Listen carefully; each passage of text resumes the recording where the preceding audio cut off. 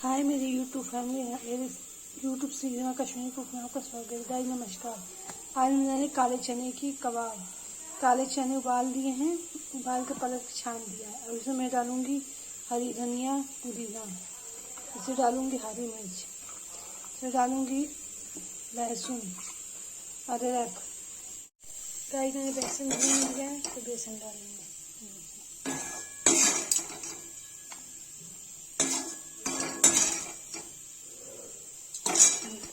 और इसको भून देंगे, मतलब ग्राइंड कर देंगे मिक्सी में। गाइस देखिए इसको ग्राइंड कर रहे हैं, ये बचा हुआ है तो ग्राइंड कर लेंगे तब इसको टिक्की बनाएंगे। गाइस देखिए चना ग्राइंड कर दिया है और भुना हुआ बेसन और डाल देंगे।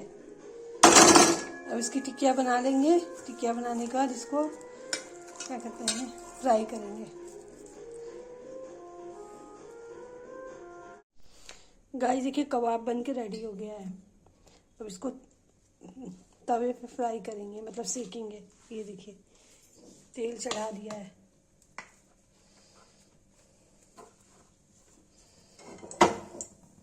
बगल में सामान फैला हुआ है, इग्नोर कीजिएगा गाइस।